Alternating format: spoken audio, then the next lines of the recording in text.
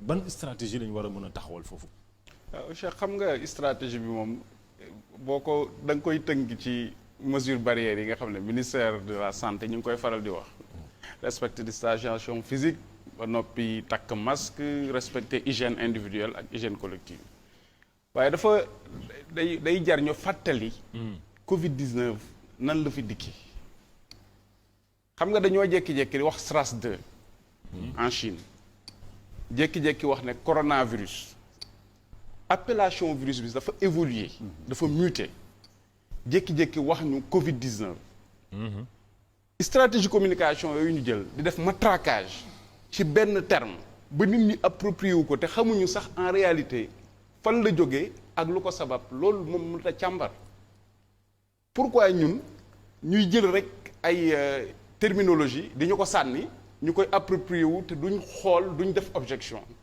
je parle ci ñi scientifique yi en général. loo bëgg a wax foofu suñ mbokk yi bien sûr foog nga wax ñu ko loo bëgg a wax foofu. li mu bëgg a wax foofu mooy ñoom dañoo jël élaborer seen ay recherche wax nañu présenter ñu coronavirus Covid 19 mi ngi nii la tudd lii mooy arakeek ñu gëm ko ñu ne mesures yi mooy tax ngeen mucc ci traitement bi protocole bii lañ tëral ñu gëm ko ñu wëlbatiku di prédire ay lendemain sombre pour Afrique.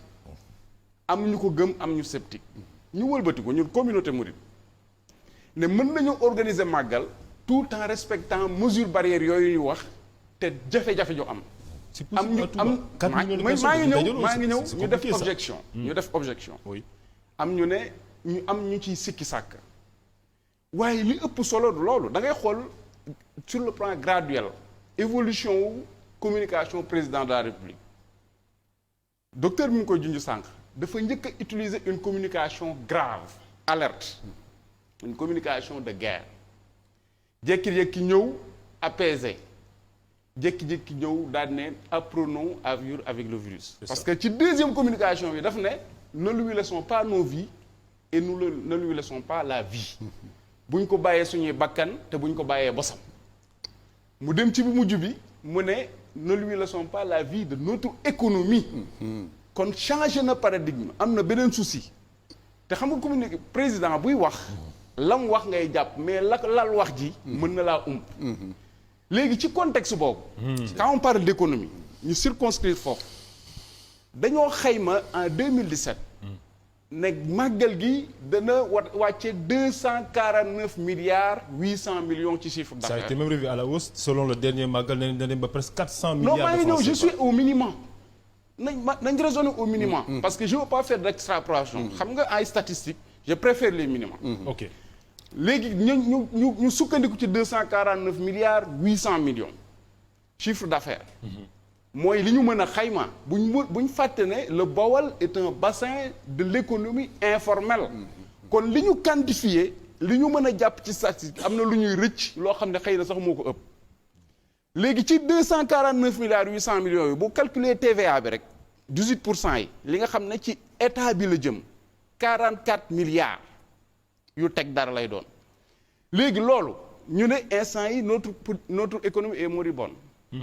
secteur yëpp paralysé yu stratégique yëpp nga xool port nga dem aéroport xool artisanat xool agriculture xool pêche lépp nekk à la traîne parce que pêche lu ci ëpp dañ koy exporter mais amatuñu fu ñu ko jaarale lu ci ëpp bokk ndax mesure yi nga xam ne yeneen nations yi jël nañ ko ci wàllu contrôle drastique kon finalement exporter sax day jafe yu nga am événement bu mel noonu en Afrique occidentale nga xam ne benn la fi te ki nga xam ne moo sos événement bi tudde ko sant la ma yàlla ci refus la ko sose ci refus la Cheikh Ahmadou Bamba Khadimu Rasul sose màggal il faut aussi ñu contextualiser boo waxee nag nit ñi wax la Makka damay bëgg ñuy éviter loolu parce que Makka sët Seydina Muhammad sallallahu alayhi wasallam nekkatuñ fa il faut aussi ñu wax loolu nekkatuñ fa pas-pas bi varié na évolué na aj gi am na yeneen yu ci nekk yoo xam ne loolu beneen débat la waaye ñu ñëw ci pas-pasu murit bi nga xam ne taalibe la day wuy ji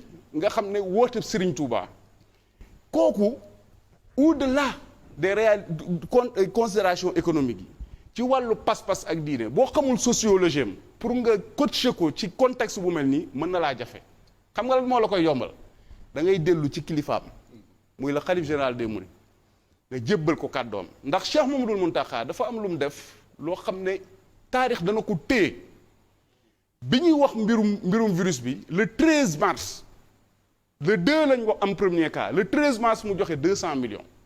ba pare wax ne ñeneen ñi nga xam ne ay taalibe Serigne Touba nañ ko ci roy jàppale nguur gi kon xam nga il est conscient des enjeux kooku kenn du ko wax li xew xam na ko bu ko xamul woon du jël acte bu mu mel du ko posé wëlbati ko di takk masque ba pare ne nañ ñuy takk masque kon xam nga li xew mais contexte bi nga xam ne ci lañ nekk muy mbirum jàngoro ju fi wàcc te xam nga jàngoro li ko njëkk wàcc ci mbindeef tooñ yàlla la. ñun bi ñu commencé feebar mooy suñu maam Aadama ak Awa lekkee pomba ci lañ commencé wéradi kon ci mbana désobéissance ci la jàngoro juddoo léegi ki nga dañ ni jaamu yàlla bi gën a kowe sant yàlla la ku mel ni Cheikh Ahmadou Bamba Khadimu Rasul ak fi mu jaar yonent bi fi mu jaar suñ borom woote bés bu mel noonu muy 18 safar am nu mu defee évoluer ba sëñ Fallou ñëw woote ko Touba en 47 bii war a doon 73e édition ñuy dute naan dana am ak du am ndax mbooloo mi dana ko dama xam murid yi seen pas-pas dafa weesu foofu. mais c'est que ndax non maa ngi ñëw Cheikh maa ngi ñëw xoolal dama la bëggee expliquer. waaw maanaam bu ko xam histoire yoonu murid ci yéen Jolof mag ñi fa doon dem di fekki Serigne Touba fi ñu doon jaar ay till ak i bukki ñoo fa nekkoon kon ñoom jaay nañ seen bakkan. bi muy nekk Mauritanie gànnaar. mag ñoo ko fa daan fekk condition yi ñu fa daan demee kon a xam na ko damaa bëgg xam ne li docteur wax day dëgg axe communicationnel yi nguur gi emprunté moom lañ war a réviser waat Cheikh Mouhamadoul Mountakha bi mu joxee 200 millions lañ waroon a xoolaat rapport entre l'État et les religieux dañ ko waroon réviser c'est-à-dire dañ war a créer benn cadre institutionnel de coopération entre l'État et le leader religieux parce que xam nga lu tax régulation sociale dafa am solo ci société surtout une société en crise léegi nag ci liñ war a càmbar mooy xam nga docteur dafa wax léegi ne jàngoro ji day bañ laamiso day bañ masla day bañ jaxasoo. parce que spécialiste de la santé. non léegi maa ngi ñëw léegi nag non foofu laa lay fekk. dajal nit est-ce que dina yomb Cheikh maa ngi lay fekk si xam nga lu tax. parce que dañ ne balaa nga ne naam ne fa. l'Europe est un continent où l'individualisme est le paradigme le mieux partagé. te pourtant fa la feebar bi gën a def ravage léegi fii nga xam ne mooy Afrique nga xam ne communautarisme mooy suñu slogan ñun mooy suñu paradigme boo xam ne ñun ñoo ko moomoon suñu bopp pourquoi ravage yi mu def foofu en 1 mois ou 45 jours en 6 mois defu ko fii c'est la grande question spécialiste yooyu ngay wax en santé publique poser leen question boobu d'accord Babacar bismillah